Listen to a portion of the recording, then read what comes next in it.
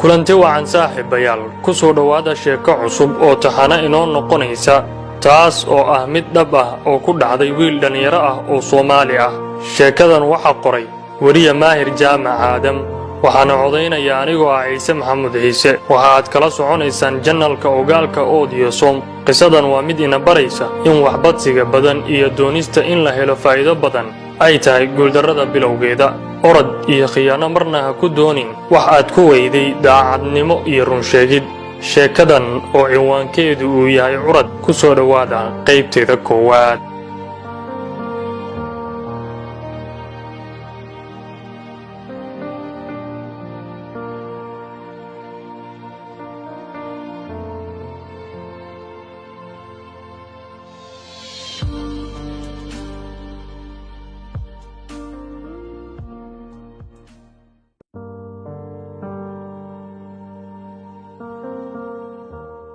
habeen kasta marka la gaaro xilliga hurdada oo qof walba oo qoyska ka mid ah uu dul tago gogoshiisa ayaan anigu ku yara daahi jiray qolka fadhiga kamana bixi jirin ilaa ay rabitaanka hurdadu la ilmayso naftaydu. sidaana waxaan mararka qaar ku ilaawayay salaada cishaha. laakiin habeenkan waa mid ka duwan kuwii hore oo sita qiso naf walba saameynaysa halkanna aan idinkula wadaagayo. habeenkan aniga ayaa ugu horeeya qof ka soo baxa qolka fadhiga ah oo ay dhammaan qoysku ku wada caweynayaan. waxaan goostay inaan seexdo xilli fiid ah. markaan dul imid gogashayda ayay durbadiiba walaashay ii timid oo igu tidhi miyaad xanuunsan tahay? waxaan ku jawaabay maya. haa, dadkii baa is yidhi wiilku armoo caawa xanuunsan yahay waa isaga durba jiifka ku cararay. sidaas ayayna wax iigu sheegtay walaashay Zahra. cabaar ayaan galgashay waan hurdada raadiyay. hadba dhan ayaan isu rogay. waxaan ahaa qofkii ugu dambeeyey ee gurigeena helay hurdo. xilli ay ku beegan tahay saqdii dhexe ayaan indhaha isgeliyey. wax yar kadib waxaa la soo garaacay iridda qolkayga.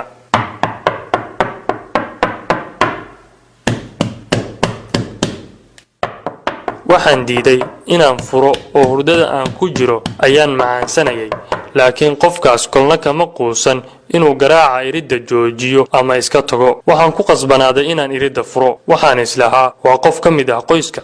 sidaa darteed maba sii eegin qofka uu yahay oo aniga oo indhaha isku haysta ayaan uun gogashaydii horay ugu soo laabtay. qofkii wuu soo galay. wuxuu sitaa kursi laga leeyahay xaafadda kaasoo qolka maamada uun la dhigo. wuxuu soo dhigtay meel ku beegan madaxayga.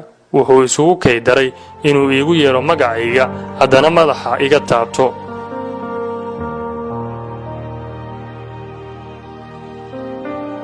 yeeridiisa iyo taabashadiisa waxaan u dareemay si caadiga ka baxsan oo waxaan u soo booday sida qof dhimbil dab ah lagu qabtay ama dhawaaq dheer loogu yeeray.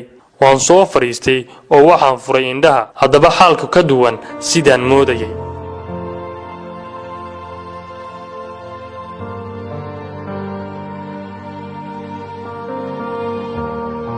waa nin da ah oo ay garhka iyo madaxuba ciraysteen. waa nin gaaban oo muuqaal ahaan loo fahmi karo sida ruux masaafo dheer ka yimid. codkiisa ma aqaan waxaan ku qiyaaso laakiin waa cod isku beddelayay hadba dareenka marxaladda uu igala hadlayo markaas. waxa ugu horreeyay ee aan weydiiyey baa ahayd waa kuma adiga? wuxuu iigu yidhi adiga magacaad rabto waad iigu yeeri kartaa laakiin waxaan kaa codsanayaa ugu horrayn inaad ii oggolaato inay soo gasho qolkan gabadhayda oo 12 jir ah haatanna ila socota oo weliba bannaanka taagan. ma gabadhaada oo 12 jir ah oo maxay xilligan kuula socotaa? maxaadna iga soo doonteen? intaas oo su'aalo ah ayaan mar kali ah isu raaciyey.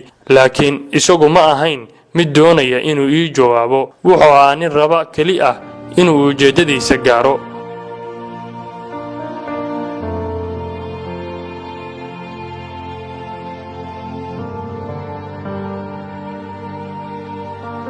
ugu dambayn waxaan idhi bal soo geli gabadha. waxaa ka soo muuqatay ilinka gabadh yar oo baqdin iyo xishoodba uu ka muuqdo. iridda ayay isku nabtay ilaa aan dhowr jeer aniga iyo odaygu ku niri gudaha u soo dhaaf ama u soo gal. markaasoo ay soo gashay gudaha.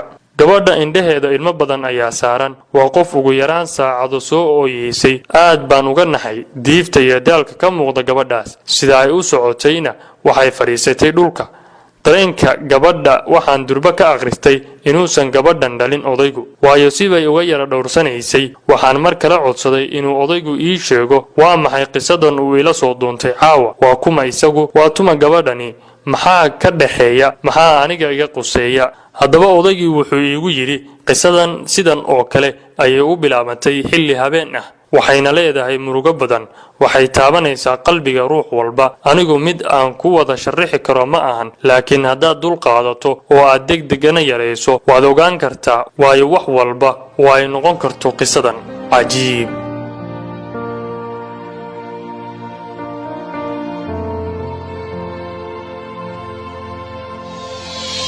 waayahay maxaa iga quseeya qisadan aniga su'aashaydan wuxuu iiga siiyey jawaabtii ugu cabsida badnayd oo wuxuu odaygii iigu yidhi qisadan adiga bini'aadan baad u tahay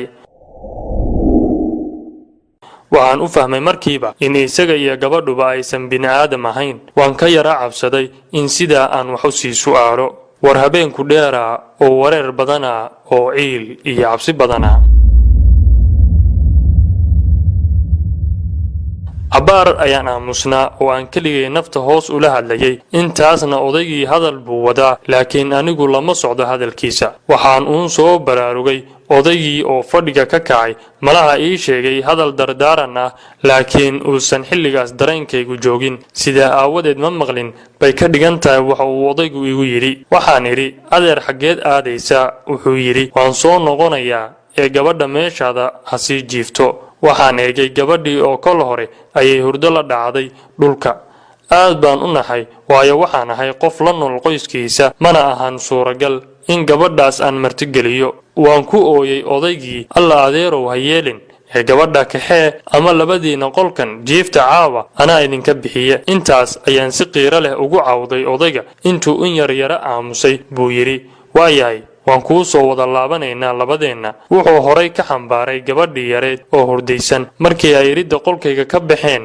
ayaan isidhi bal sii eeg halka ay aadaan waxaase cajiib ahaa qolkayga iyo ganjeelka guriga oo cabbaar loo soconayay ayay ilbiriqsiyo ku gudbeen oo markaan madaxa qolkayga kala baxay ayaguna ganjeelka ayay sii xirayeen wuxuma jimbaa oo hadday jin yihiin ma qolkayga ayay soo garaaci lahaayeen markay tageen oo aan soo xirtay qolkayga kuna soo laabtay gogosheeda fikir bilaabay waayo waxa aan arkay iyo sidaan uga ahay jaahil baa isku keydiiday waan rogrogay maskaxdayda marna waan soo saari waayey sharaxaadda qisadan waxaana la yaabanaa kelmadda ah waan kuu soo noqonaynaa goorma ayay soo noqon karaan maxay la soo noqon karaan maxaa odayga iyo gabadhaas yar xilligaas isku raray haddayba isdhaleen muxuu kuu sheegay ninka inta aad fikirka ku maqnayd kursigan siduu halkan kula yimid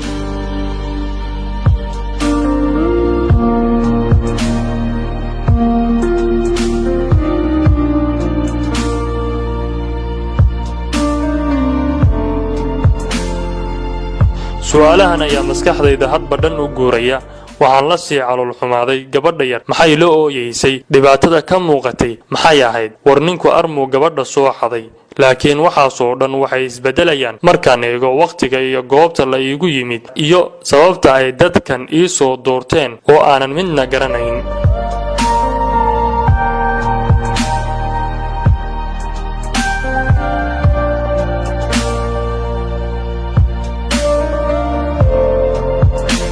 haddii aad la socoto qisadan waad fahmi doontaa dhammaan waxa ay xaqiiqadeedu tahay la soco qaybta labaad